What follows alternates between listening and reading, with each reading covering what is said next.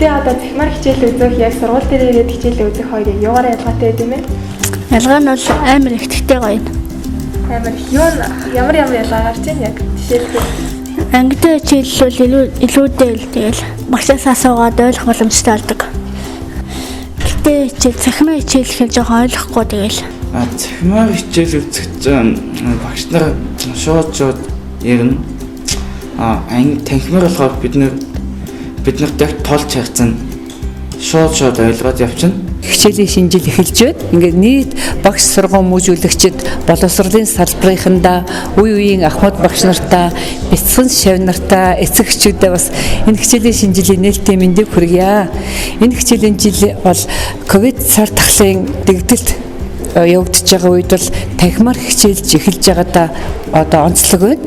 Ийм учраас бид нар хичээлийн жил эхлэхээс өмнө Баянзүр дүүргийн засаг дарга Баяр Мөх даргатай бол хариуцлагын гэрээ байгууллаа. Энэ хариуцлагын гэрээгээр хамгийн одоо гол нь ковидын цар тахал дотроо дэгдэж байгаа энэ үед сургуулийн орчинд ямар одоо дэглэмээ баримтлах уу, ямар хариуцлага хүлээгүү тийм ээ. Хүүхдийн болон багш нарын эрүүл мэндийг яаж хамгаалах уу гэдэг талаас бид нар хариуцлагын гэрээгээ байгуулад ажиллаж эхэлж байна.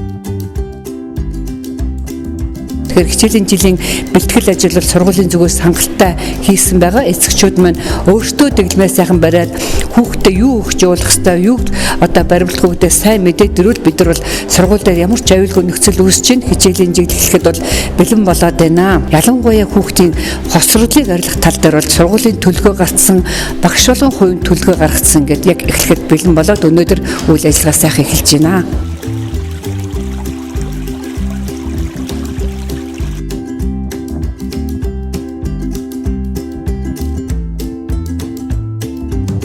Манай сургуульд саажилттай хүүхдүүд нэлээд суралцдаг.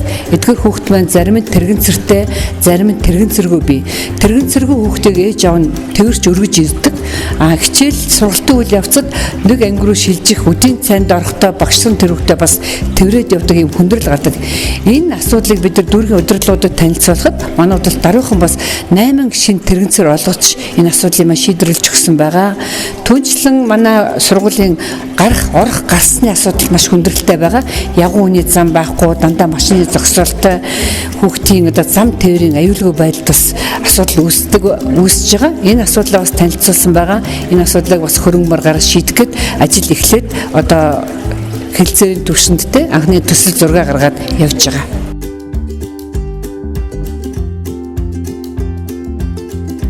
5 дугаар анги нийт 13 хүүхэд суралцдаг. Хөтөлбөрийн хөтөлбөрөөр хөнгөн, хүндөвтөр, хүнд гэсэн 3 төвшингээр ангилж бас нөгөө ганцаарсан сургалтын хөтөлбөрөөр хичээлэх боломжтой хүүхдүүдэд бас эцэгтэй хамтраад ганцаарсан сургалтын хөтөлбөр боловсруулж ажилладаг байгаа. Ганцаарсан ажиллах хүүхдүүдэд болохоор ингээд кабинаар хичээллүүлээд одоо ковидтай холбоотой учраас одоо 1 метрийн зай, 2 метрийн зайгаа бариад ингээд багаар хамтарч ажиллах тийм үйл ажиллагаа байхгүй. Нэг нэгээр нь суулгаад ингээд хичээлэх.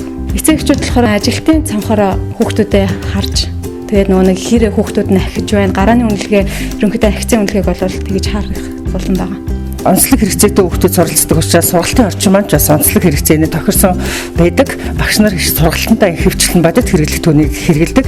Жишээлбэл энэ самбар гэгт чинь хүүхд одоо янз бүрийн үдээс товчийг товчлж сурах тийм ээ, гарын жижиг булчингуудыг хөгжүүлэх, янз бүрийн цоочтой ажиллаж сурах гэх мэтчлэн энгийн амьдрал дээр байх энгийн дадлуудыг энэ одоо хичээлийн самбар дээрээс одоо олж авах жишээтэй. Тэгээ иймэрхүү хичээл тус бүр дээр яг ийм сэдвчилсэн самбарууд бол ингээд байж идэг. Сургуулийн орчин дээр хүүхэд хөгжснөөр хүүхдийн хөгжил төлөвшөлт тийм ээ, харилцаанд нийгэмших чадвар нь маш их нэмэгддэг. Хүүхэд харилцаанд орж ижил хөгждөг.